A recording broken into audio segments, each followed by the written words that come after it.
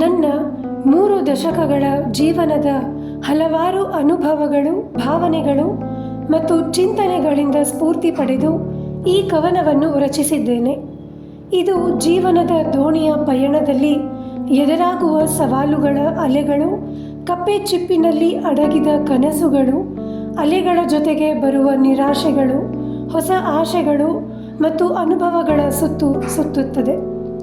ಈ ಕವನದಲ್ಲಿ ಮನಸ್ಸಿನ ಹಂಬಲ, ಕನಸುಗಳ ಕಲ್ಲಾಗುವಿಕೆ, ಹೊಸ ಆಸೆಗಳ ಹೋರಾಟ, ಹಳೆ ಅನುಭವಗಳ ಪಾತ್ರ ಮತ್ತು ಸಂಬಂಧಗಳ ಸಂಕೀರ್ಣತೆಯನ್ನು ಚಿತ್ರಿಸಿದ್ದೇನೆ.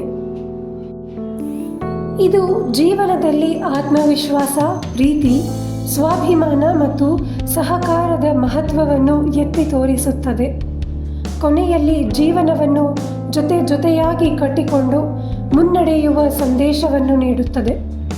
ಈ ಕವನ ನನ್ನ ಜೀವನದ ಅನುಭವಗಳ ಪ್ರತಿಬಿಂಬವಾಗಿದೆ ಮತ್ತು ಇದರ ಮೂಲಕ ನಾನು ಜೀವನದ ಸುಂದರ ಮತ್ತು ಸಂಕೀರ್ಣ ಅಂಶಗಳನ್ನು ಹಂಚಿಕೊಳ್ಳಲು ಬಯಸುತ್ತೇನೆ. ಬಾಳ ದೋಣಿ.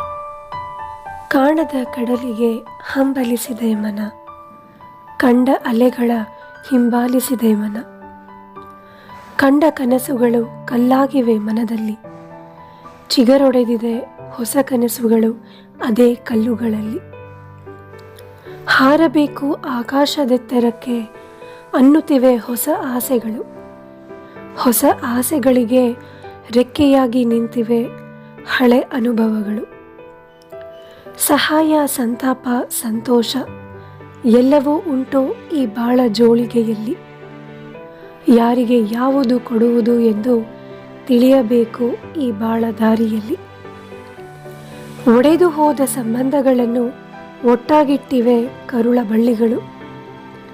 ಕರುಳ ಬಳ್ಳಿಗಳಿಗೆ ಆಸರೆಯಾಗಿವೆ ಹೆಮ್ಮರದಂತಿರುವ ಹಿರಿಯ ತಲೆಗಳು.